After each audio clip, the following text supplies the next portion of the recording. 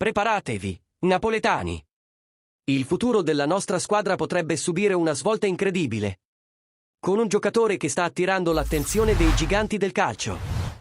La disputa tra il Napoli e una grande rivale potrebbe scaldarsi ancora di più nei prossimi giorni. E noi vogliamo che siate informati in ogni momento. Cosa significa questo per le nostre speranze di questa stagione? Discutiamo di tutto questo e di molto altro. Non dimenticate di iscrivervi al canale e di mettere mi piace al video per ricevere gli aggiornamenti più caldi sul Napoli. Oggi parliamo di una situazione che sta agitando il retroscena del Napoli, il possibile arrivo di Bijol.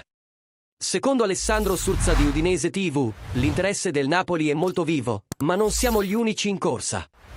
Anche l'Inter lo tiene d'occhio e questo rende le cose ancora più interessanti, no?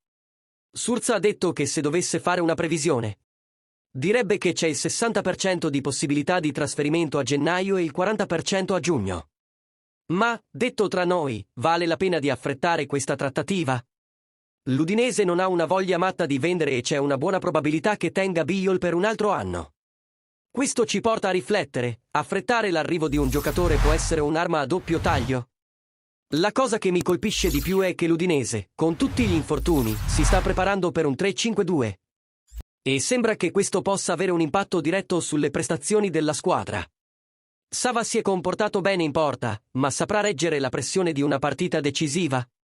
In difesa, Giannetti, Bijol e Christensen dovranno lavorare sodo per mantenere la loro solidità.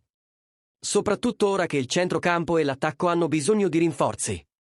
Thauvin e Lucca hanno un potenziale, ma è sufficiente a garantire buoni risultati?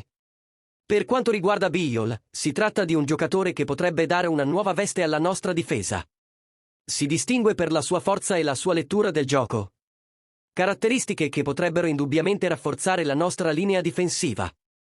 Ma vale la pena rischiare un affare a gennaio, quando l'Udinese potrebbe decidere di tenerlo fino a giugno? Io sono diviso. Cosa ne pensate di questa situazione? Pensate che dovremmo fare uno sforzo per assicurarci Bijol ora? O è meglio aspettare e vedere come si evolve la situazione? Voglio sentire le vostre opinioni qui sotto. Discutiamone nei commenti. Non dimenticate di mettere mi piace, condividere e iscrivervi al canale per non perdere nessun aggiornamento essenziale. E attivate la campanella per ricevere tutte le notizie.